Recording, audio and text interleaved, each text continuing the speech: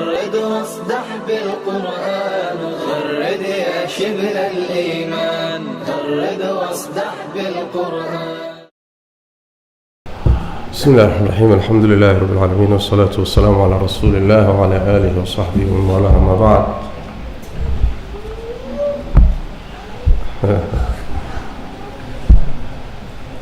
إلهي توفيق لنا وفرسيو.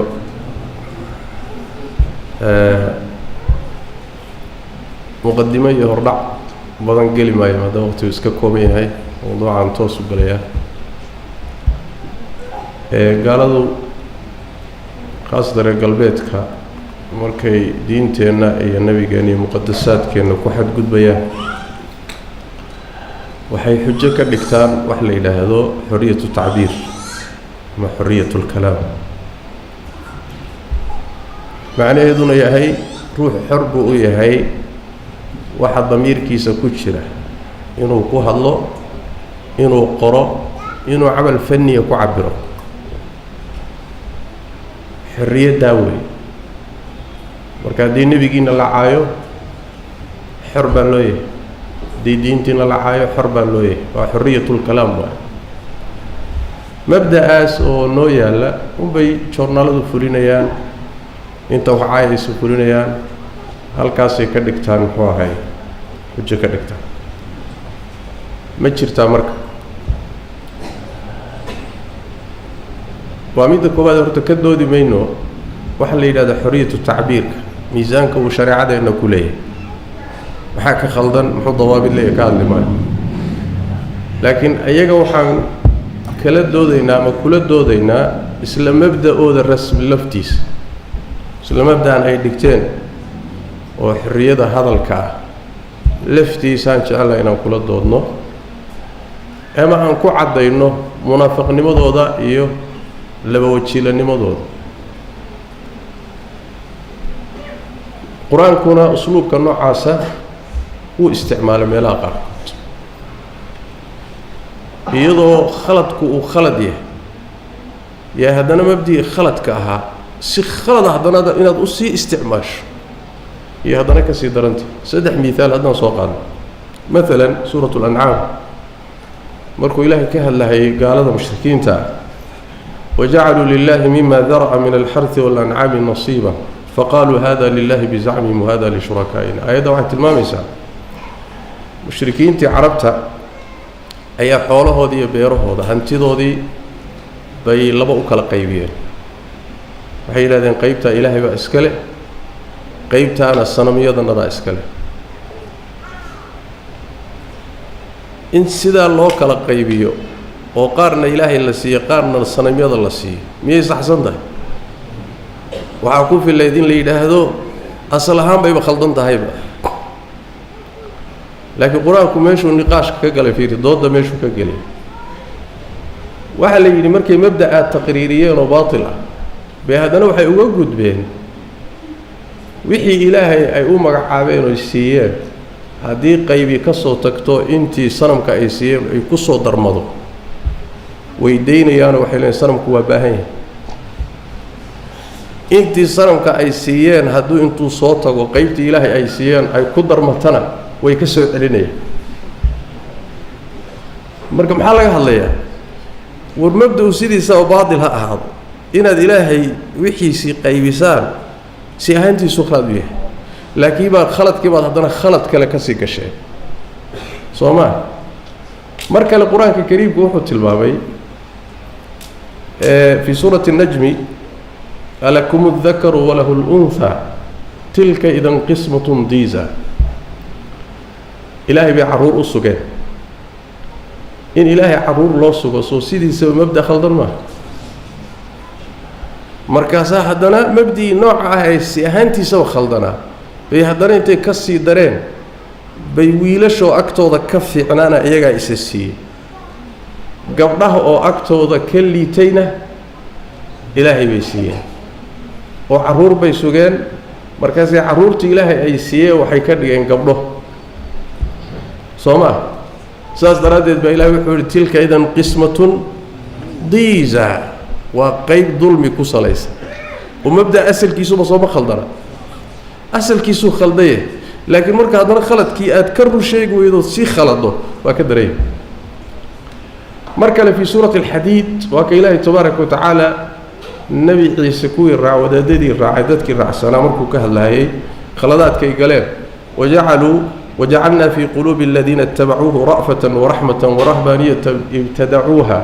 ما كتبناها عليهم إلا ابتغاء رضوان الله فما رعوها حق رعايتها بدعي سميستان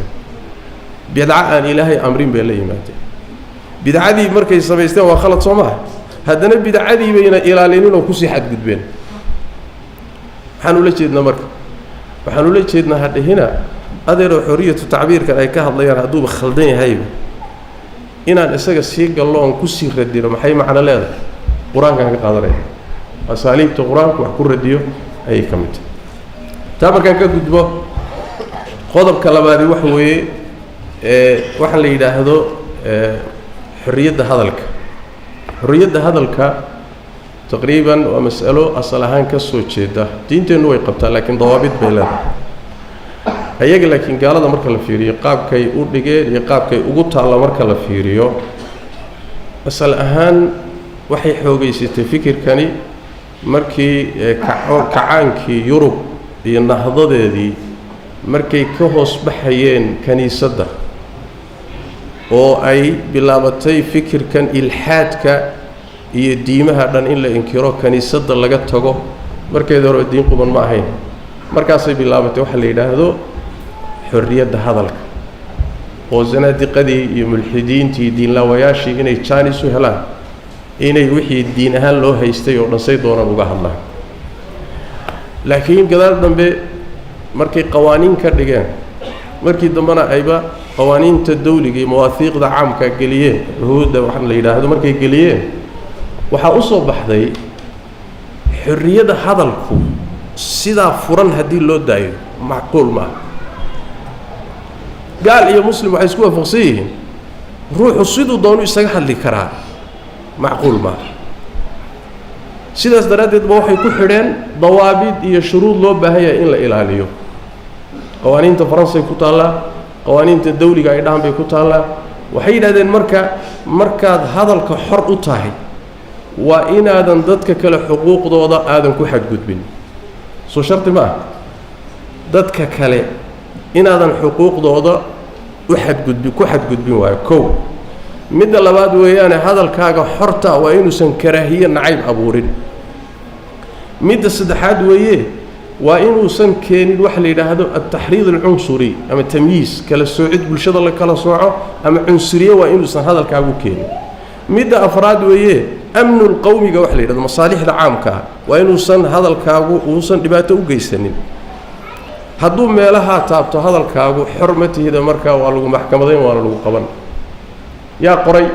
iyagaa ku xidhay macquulna maaha ruuxu siduu doonu isaga hadli karaa macquulba maaha ayib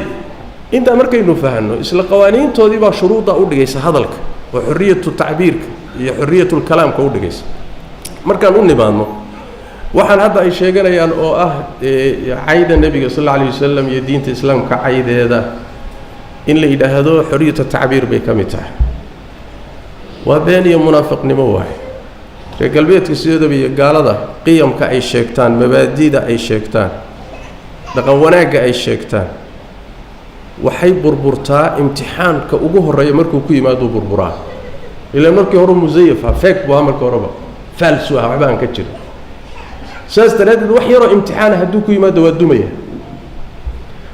haddaan marka dhowr tusaale soo qaadanno maalan saxiifadan sharli la yidhaahdo ee nebiga sal alla alay wasalam sawir gacmeedka ka samaysay ee la difaacay hadda ka hor waxaa dhacday 2009kii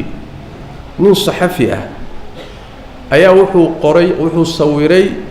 sawir uu yahuudda wax kaga sheegayo wuxuu ku qoray saxiifadda sharli lafteedu ku qoray ninkii isaga ahaa waa la maxkamadeeyey shaqadii baa laga eriyey waa saxiifadda hadda nebiga sal alla alay wasalam sawir gacmeedka ka samaysay haddana la leeyahay waa xorriyatu saxaafa waa xorriyatu tacbiir ayib yahuudda markii wax laga sheego ma aha miya kasoo tag 2019 maxkamad Faransiiska baa laba nin ayaa maxkamad la saaray labada nin waxaa lagu eedeeyay waxay gubeen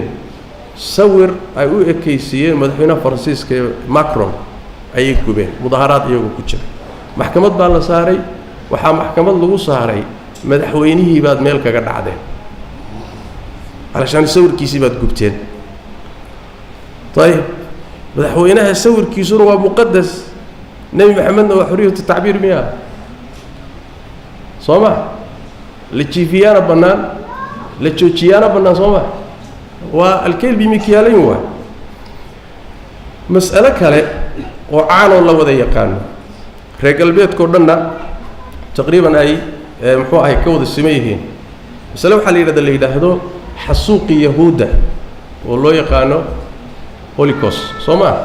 المحرقة اليهودية هتلر بانا بابيه ونقوبي بيدا مسألة تاريخية وهي قضية تاريخية ولا نقاش كرو ومتشرتان بتشرتو مع حقيقة كعمل بونبونية اللي قدو ذي كروه متعلمين تأقويها كسياسيين تفلاسفة الرجال بيتكو يهود شيء شرع أي شيء ين هتلر بانا بابيه oo ay jarmalka ku baadaan ilaa hadda iyo Yurub ku baadaan mutacallimiinta reer galbeedka iyo madaxdoodu shaki ma gelin karaan wala joornaaladoodu kama hadli karaan wala warbaahintoodu hadal yar oo qaloocan kuma dhigi karayso nin la yiraahdo la dhihi jiray muxuu ahaa Roger Jarudi oo baaxith ahaa qora Faransiis ahaa ayaa hadda ka hor wuxuu ka qoray arinta sheegashada Holocaust ka la yiraahdo inay wax badan ka khaldan yihiin عام bay ahayd waad ma garanaysan dad badani muddo dheer baa maxkamad lagu dabawaday yahuud baa dacweysay reer Yurub oo dhan baa dacweeyay maxkamadii baa isugu tagay ilaa meeshii looga laga soo haray طيب qadiyad taariikhiya qadaayadka taariikhda soo maray sideedaba ma jiraan saamo u jiraan uma jiraan waa qadiyad taariikhiya waa laga doodi karaa laakiin reer galbeed كمان هذي كران شكنا مجلين كران حسوق يهود وشيغتو طيب حرية التعبير وهي ما تقهد شان ما قرتان ما قرآن لذا ما نحكي قرتان محايدين ديدي ما ديرتان نبي محمد ما تكون ديرتين هي دين الإسلام كما تكون ديرتان بعض دايرته التاريخي ما تقهد شان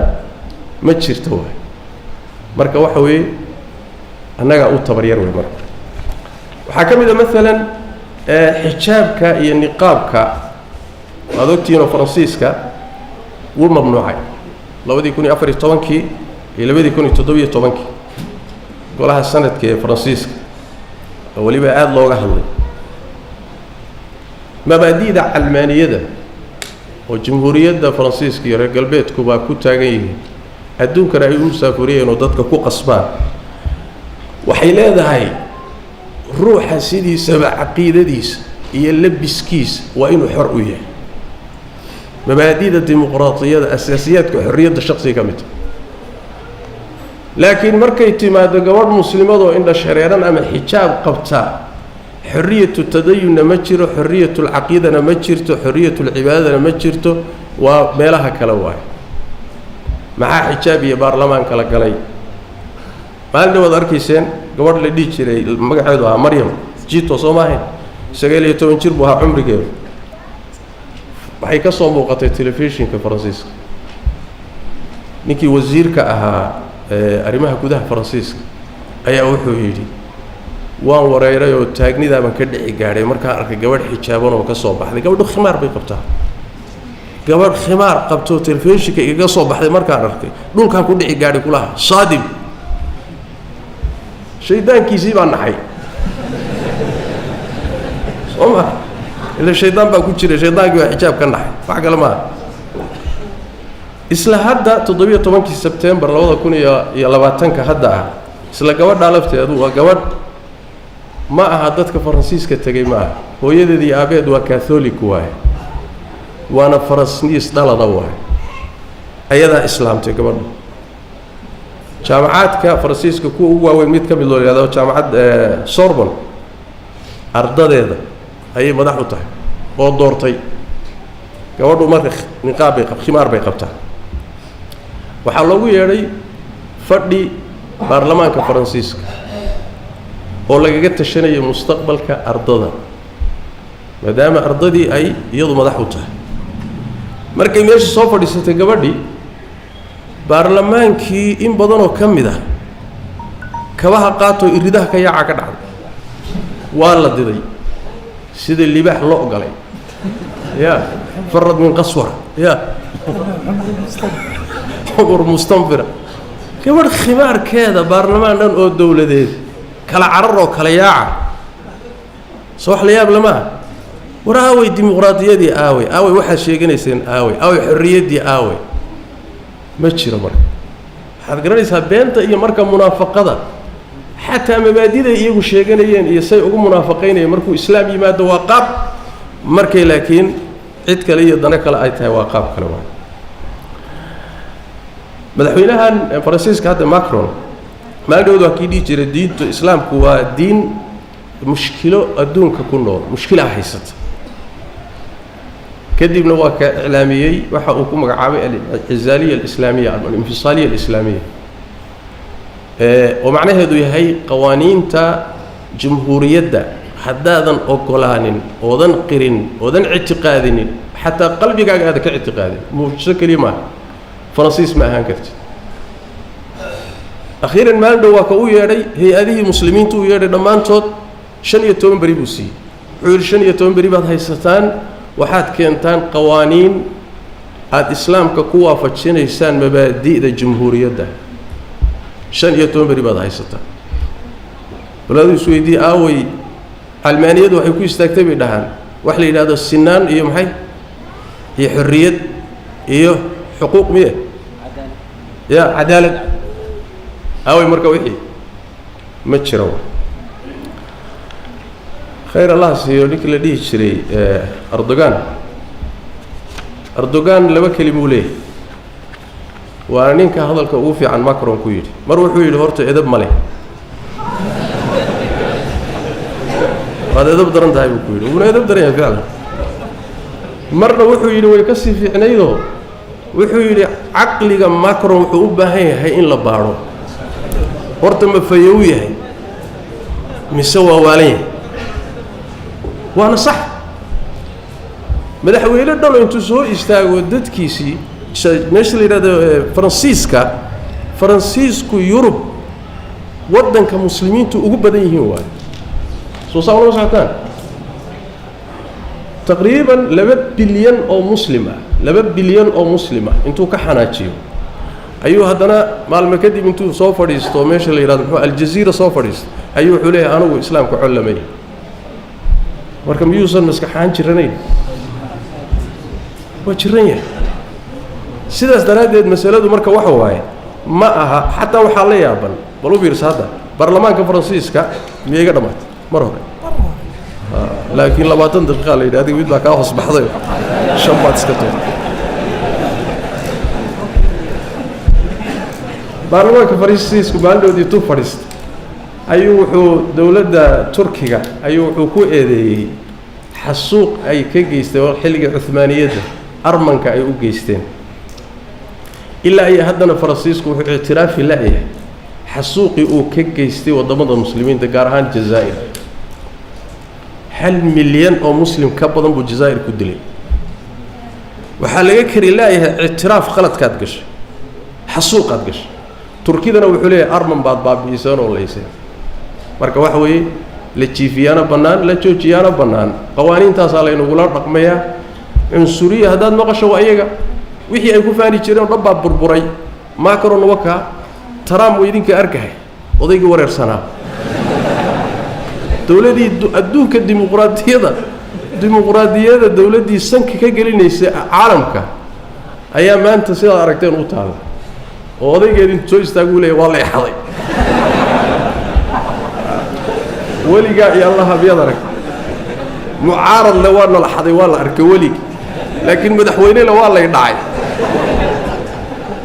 iyo qaybsanaanta iyo meeshay marayaan iyo wixii laynagu xuuqinay weligeed wataa weligeed wixii aniga yaani wax way muslimiinta guud ahaan runtii way og yihiin waxani wuxuu yahay laakiin qolo yar oo kadsoon ونمانك الليبراليين اللي يرادي علمانيين تي منافقين دل صوت دري مسلمين تشيك إيه أو وحبة فهميني واحد يقول صو شيء ما يوحبة أن فهميني أيوة وحن به لها وروي بين نمانكيه وحي أي قبين شاتجين يجاب إسكفرة ديمقراطينا هالشيء علماني منها هالشيء ليبرالي منها هالشيء وحي واجبتي وحنقول خلاصين لها كوسو قبين لها إن يوروب يرجل بيت واللومين روح لومينا إن لو جرمدو مدين ورك مرتدي سواء إنه جرمنو يوروب واللونتي وانا الرقمتي هلا بدبادية إسلام بدبادوه سيدا الشيخ الشيخي إسلام كان كدب جينه بدبادينه بين هذا محوها هاي إن الله بشيء ويه اسكو أبينو نهاي صوبه اسكو أبينو نهاي نوان كان كدب تكنو صوق قبل أدوان وفرح سنة هاي وانا اللوبة هي مسلمين تو مواقف تاعت الشيخ وكشيكيني وحا ويران قبن كرنين قبن نوح وحا آدي عجبي مسلمين تايقو هذا وحي قالوا رالي هذا وحي وحي هذا يعني آدي السقوط ضيان كعدوان كمسلمين تايو عنا قبطين تفرنسيسكا لغو سميه إيو فايدة وين بلاده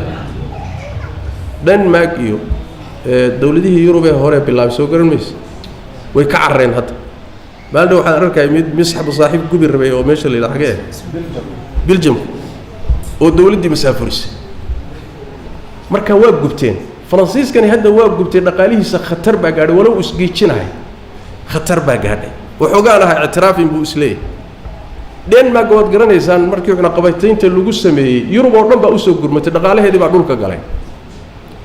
waa inta ugu yaraan ku dagaalami karna waa dawladihii bay u yimaadeen oo leeyahay war naga qabta shucuubta Masar tag Sacuudiga tag halkan tag madaxba aniga jeebkayga lacagta ku jirtay ila maamuli karta يا أنا قرأنا عدة واحد قضنا ها عجب له إذا كو ختمة نين مسلمة وخمرة ذاك قرعصر خمر وإبية هيا خمرة دي فرنسيس كقصة بحضير ما يشاء وطلع خمرة يك كلا دكاك وساري تي فرنسيس كقصة بحضير بكل شيء باندج بكل شيء لما يبسن كرو